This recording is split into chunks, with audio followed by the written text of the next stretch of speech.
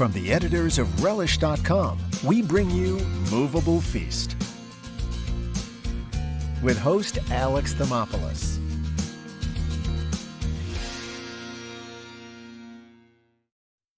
Today we're in Boston, and if you're a food lover like me, you know that this city is going through a major food revolution. Boston's vibrant and diverse immigrant community is really making their mark here in the food scene, and everybody's taking notice. Joining me today is multiple James Beard Award nominee Chef Irene Lee and fellow trailblazing chef Tamika Francis. Now, both of these chefs have a passion for uber local ingredients and a commitment to creating positive social change in their communities. Now, because it's the season and it's just a short drive away, we're off to harvest some of the best of fall's bounty, which includes honey and cranberries straight from the bog. Get that nice pop. Then we'll source our vegetables, grown right here in the city at the Food Project, a nonprofit urban farm that is near and dear to both of these chefs' hearts. So excited to show you how much food is growing in this very small urban space. And after we've gathered all of our ingredients, our chefs will cook up an amazing feast that celebrates the people and the ingredients of New England. That's all happening right now on Moveable Feast with Relish. Coming up next on Moveable Feast with Relish. Welcome to Boston. We are so excited to have you here. Thank you guys for having me and showing me around today. Well, you're here at the Haley House in Union Square in the Roxbury area of Boston, part of my favorite part of Boston. I think like all big cities, there are many different versions of Boston, and most of them, people who are just visiting, don't get to see. And what is this place, Haley House? So Haley House is a nonprofit that's been here for about 50 years. They have several programs, a soup kitchen, it's a shelter. They also have a transitional work program for folks who are incarcerated. They have a teaching kitchen, and they have amazing food in this cafe. So where are you guys gonna take me today? First thing we're gonna do is go visit a cranberry bog. We're gonna see how cranberries are grown and harvested. It's really a magical process, so it's gonna be a great start to the day. And then we're gonna come back to Roxbury to go to the Food Project. That's where we're gonna have the feast tonight, and the Food Project is a really long-standing sort of anchor of the community here in Boston, just like the Haley House. And so we're really excited to sort of show you these parts of Boston that not everybody gets to see. I'm excited to go cranberry bogging. I'm excited to go see the Food Project and for our feast tonight. So have a couple last bites, and then we'll go bogging. Yes, let's do it. All right.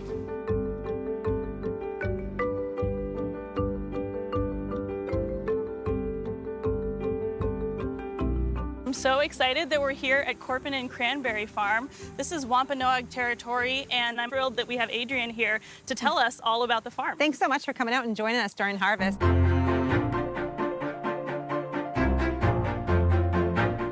Certainly exciting time of year, and cranberries are indigenous to this area in southeastern Massachusetts and have been growing here for hundreds of years. And not until the 1800s did they start to commercially cultivate them. So when the early settlers arrived, the Wampanoag tribe was already using them for medicinal purposes. They're really high in antioxidants, vitamin C. So settlers were taking them back on their cross-ocean journey to prevent scurvy. On this particular farm, it's about 280 acres, and there is 44 acres of bog. So it starts dry over here. You just let the plant do its thing. And then the second step is to flood. We're doing a wet harvest, and that's what we do on our farm here. The plant itself is a vine, so it grows outside of water throughout the year. Once the harvest is ready, flood it with about 1 foot to 2 feet of water. From that point, we're using a harrow machine, and all that's doing is driving over the bog, and it's knocking the berries off the vine. And because they have 4 hollow air pockets on the inside, they float to the top. So the quality of the water really probably affects the quality of the cranberry. Oh yeah, water is our most critical resource. We are stewards of water. We do that through managing a closed tail water recovery system where all the water on our farm stays on our farm. It looks like a flower to me. Is it actually a flower? Once we come out into that March time frame into April, the cranberry comes out of its dormant state. And hopefully by May, June, it's starting to flower. And so critical to us at that point are really the bees. We have about 1 million to 1.5 million bees per acre pollinating our fruit. Wow. Yeah. Do they also make honey? They do. Our beekeeper has given us some. You guys can take it if you want to give it a try. That would be amazing. I'm sure we can find a way to use it in dinner I think we tonight. can, yeah. Awesome. Sounds great. I'd love to show you the actual cranberry vine itself. And also we can take a look at how back in the day they would have hand harvested them with a scoop. I mean, if you guys are up for that. Oh yeah. Oh yeah, I'm right. down for some manual labor. All right, good. Wow. How beautiful that is. It's very firm. Feel that nice pop. Yeah, I love that crunch. Those are delicious. So cranberries, again, it's a vine, it's a perennial, comes back year after year. We call this an upright, and right in the very, very center, that will produce next year's fruit. I love all these ideas you have with cooking. So you were talking about savory too, correct? Yeah, I mean, I think that anytime you want a sauce that's gonna be really sort of tart to like cut through fatty meat dish or like a barbecue sauce, cranberries, rhubarb, any fruit that really packs that kind of punch, I think is perfect. So if you ladies are ready, let's head out back. I think we're still wet harvesting, so if you want to get in the water. So I actually have to head back to the city because I have a few things stirring in my mind. Can you bring back some dried cranberries, some fresh ones, different varieties, and some honey as well? I have some ideas for that. Definitely. We can do that. Yeah. Thank you. All right, well, let's get to work, ladies. All right. We got a lot to do. Let's get in the water.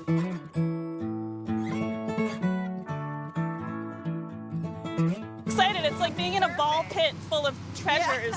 It's fun. I mean, give it a big scoop. Look how deep they are down there. Yeah, you get all the leaves and debris. And the spiders. And the spiders. And the spiders. Every now and then we do get the spiders. But all of this leaves and debris is going to be rinsed off as it goes up this truck and then going into our compost truck. So there's no waste here. So with this pusher, we're going to push it towards where our vacuum is placed below the surface of the water.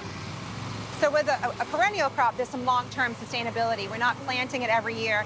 So how did you get into cranberry farming? Did you wake up one day and go like, I'm going to be a cranberry farmer today? We got into cranberry farming about 30 years ago. And so I'm a second-generation grower with my dad. My son is 9. He'll be the 3rd generation. Oh, that's so great. Yes. Do you have him out here in the bog? Yes, he is. It's a great quality of life for him to understand and appreciate where your food comes from. The different colors, does that just determine the ripeness of the berries? Yes. And do they have different flavors? So cranberries go through a lot of different reiterations. So it starts off as a very small green fruit, and maybe, for example, this size. And this fruit probably didn't get access to the sun. Maybe it was a little thicker in the vine. And then it would go to more of this yellow color and then start to turn white. Some people think it's sweeter, some people think it's more tart because the sugars haven't fully developed.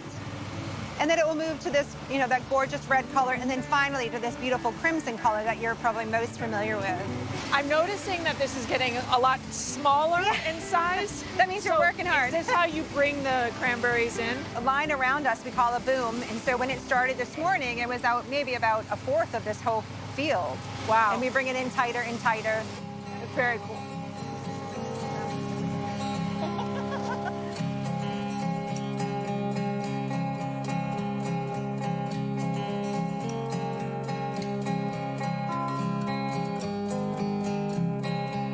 Irene, Tamika, where have you brought me? We are at the Food Project, and we are here with Danielle. So excited to show you how much food is growing in this very small urban space. Chefs, what is your relationship to this farm? Back in 2012, when I was unemployed, I would come here 3 times a week and wash produce and help it get packed up for the market, and I just fell in love. I have lived in this neighborhood for a while. I also volunteered here, I've taught classes, and I just love the Food Project for its mission. And can you tell me a little bit about this place? It seems so special. So this is one of 2 farms that we run in the neighborhood. We also have a 10,000 square foot year-round greenhouse that is both a production space and also a community food shared space. And we feel really lucky to be able to steward this land. What sort of produce are you growing right now? Harvesting a lot of beets, broccoli, kales, collards, and sweet potatoes.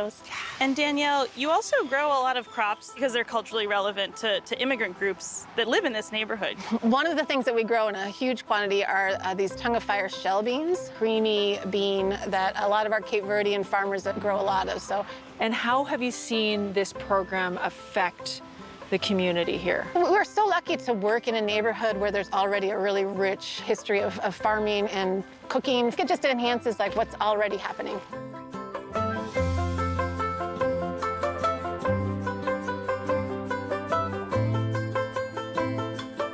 I think broccoli is one of my favorite vegetables. When I look at these plants, you know, the actual broccoli comes from the very center. Look at how much energy the plant put into growing everything else, like all these gorgeous leaves, which are basically the same thing in a lot of ways as kale or collard greens. I'm thinking that maybe for tonight, we'll just do a broccoli leaf dish. Oh, that's so interesting. Thank the broccoli plant for growing everything. We got the beets, we got broccoli leaves, we've got sweet potatoes, and I think Tamika will grab some cilantro. Yum. Yeah. And I think we're ready to get cooking. Great. Good.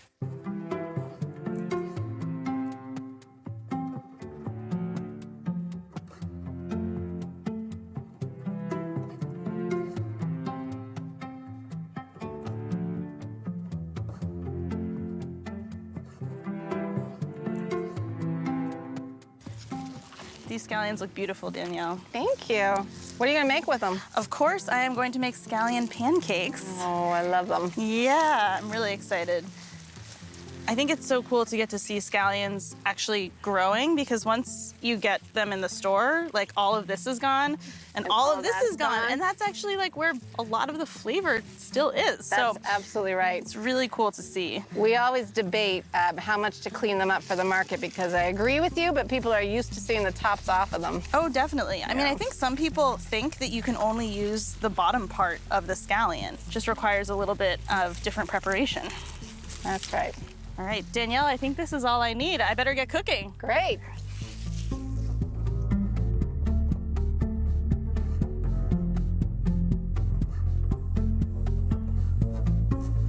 Tamika, what have you decided to make for our feast tonight? A braised goat shank. I am absolutely excited to share goat with you. I love it. I've had it before. I think it's absolutely delicious, but you don't see it enough here in the States. At least 3/4 of the rest of the world eats goat. Here in America, it's not quite caught on yet, but I feel like goat is my immigrant story on a plate. It's nostalgic for me. I grew up on a farm in Jamaica. I've always had a goat around. It's a red meat, but it's definitely not as gamey. It lends itself to like lots of treatments. So you could braise it, you could curry it, my absolute favorite. So I'm gonna start this goat braise by doing a dry rub, a good amount of salt. And I love to use pimento berries. So pimento berries is like the main ingredient or spice in jerk, which is like a Jamaican like quintessential spice. So allspice berries, they're in here. Okay, what else goes in there? I'm gonna have some grounded cumin that goes in here. I have some turmeric. And I also have a wonderful curry blend that has ginger, cloves, pimento as well, black pepper, cardamom, and other spices. And that just goes in. I probably should measure this, but I tend not to. You just go with your feeling. That's the best way to cook.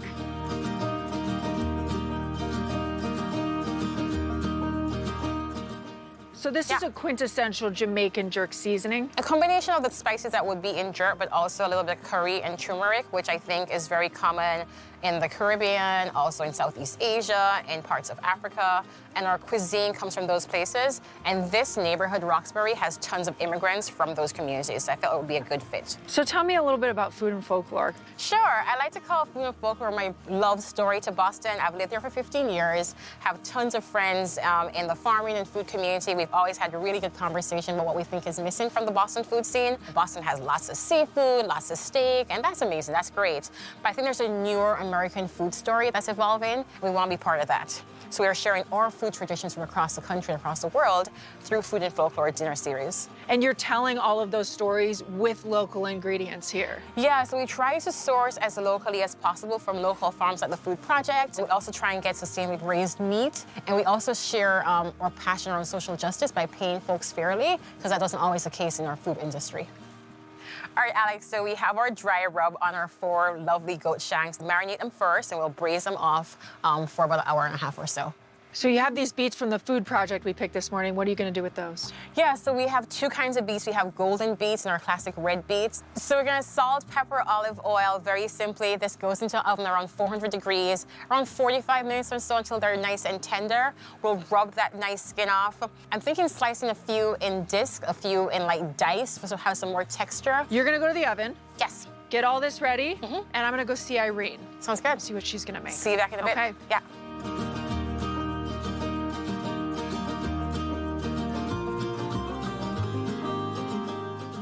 Irene, okay, what are we making today for our feast? The first thing we are gonna make is some scallion pancakes, which is one of my favorite recipes growing up. Scallions from the Food Project that we picked? And then what are you gonna do with those pancakes? I think we're gonna cut them into triangles and use them to pick up some delicious cranberry chutney. And if people even wanna kind of wrap up a little bit of braised goat in a bite of pancake, oh, I like that. They should do that.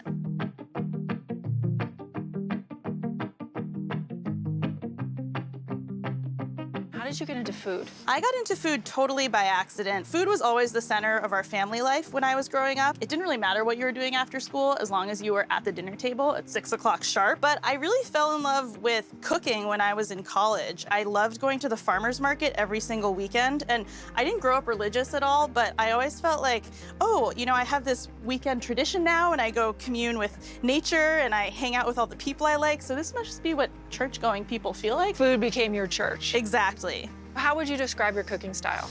Well, we call it Chinese American food. We call it farm to table, multicultural Asian. And then of course, we like to call it Chinese food with cheese. We grew up here in Boston eating pizza and mozzarella sticks. And so we have always had cheese kind of at the center of our diet, even though it's definitely not a traditional Chinese ingredient. Talk to me about your activism, because you do so much for the community. I grew up in part of Boston that is pretty affluent, and I was lucky that I was a very enriched child. And when I realized that there were so many parts of Boston that weren't like that, and parts of Boston that actually I had not really seen before, I felt like it was important for me and for my business to really be looking at how we could give back. We have a growing community of diners who really do see that there's so much food being cooked in Boston that's not getting showcased in restaurants. To be American, it is a beautiful melting pot of people, and I think this next generation of chefs and in the culinary space is really reflecting that. Yeah, and it's reflecting in our gardens too, right? Right. Because here at the Food Project, we see lots of things that are not typically found in Italian or French kitchen. So like, what are some of the ingredients that you'll see here that you normally wouldn't see in like a French or Italian garden? One thing I had never seen growing before was actually sweet potatoes in the greens. So the ones that we saw this morning that we harvested, we're gonna have sweet potato, the root, and the green part. So what's going with the scallion pancake? So we are going to make a cranberry chutney.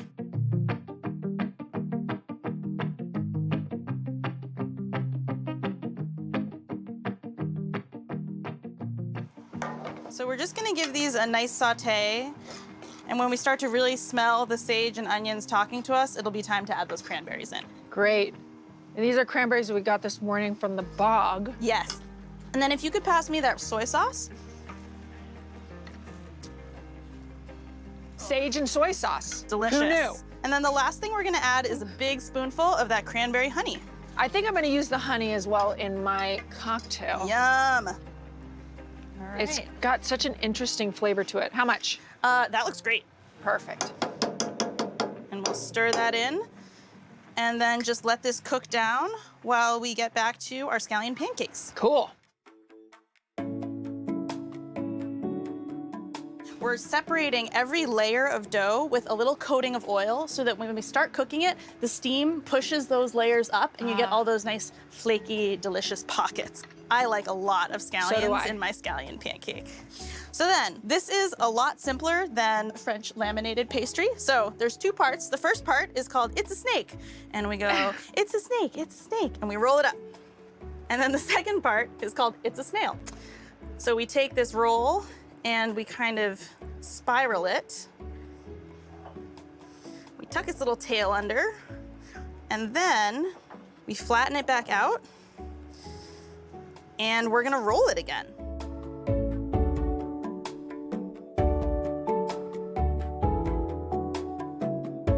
I saw you picking up some sweet potatoes and some broccoli leaves from the farm this morning. What do you think you're gonna do with those? So I'm gonna slice up these sweet potatoes and toss them with a lot of oil and salt, get those on the flat top, and hopefully they'll start to caramelize a little bit. And then I'm chopping up some of these broccoli leaves with the sweet potato vines. I have some leeks in here too. Gonna toss those with oil and salt and fry those on the griddle until they're nice and crispy.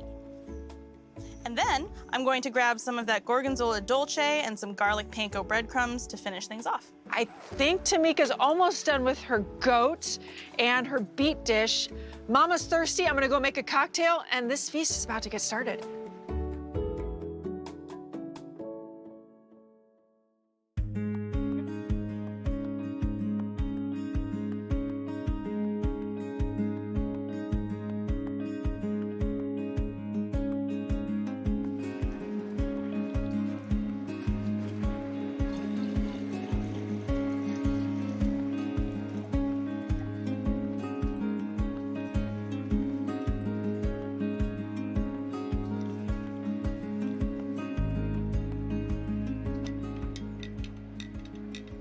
Irene, are you thirsty? Definitely. Awesome. This is cranberry juice with a rosemary, cranberry honey simple syrup, Wow. some tequila, little lime juice, and a little seltzer on top. It's supposed to be very refreshing. That is delicious. Good, awesome. I'm gonna go pass these out to our guests. Awesome. And we are almost ready for our feast. Yes.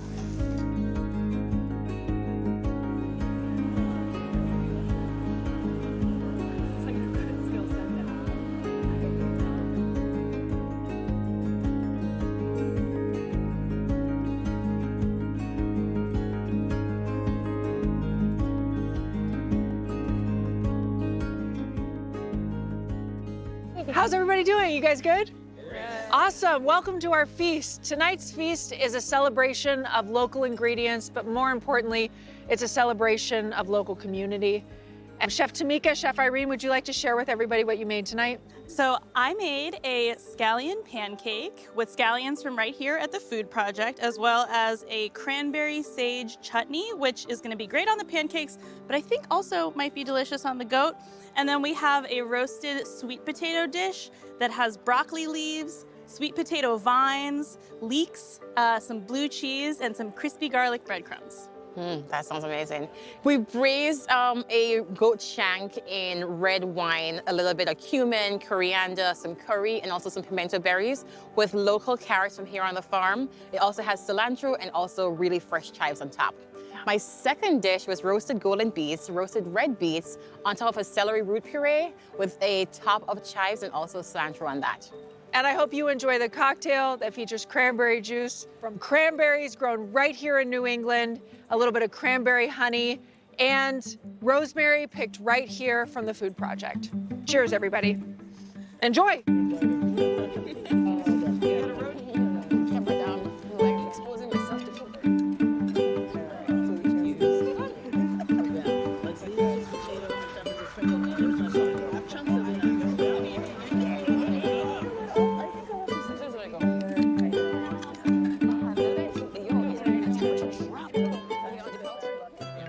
I want to thank the Food Project for hosting us tonight. Thank you to Chef Tamika and Chef Irene. Maybe next episode, we'll be feasting in your neighborhood. Cheers.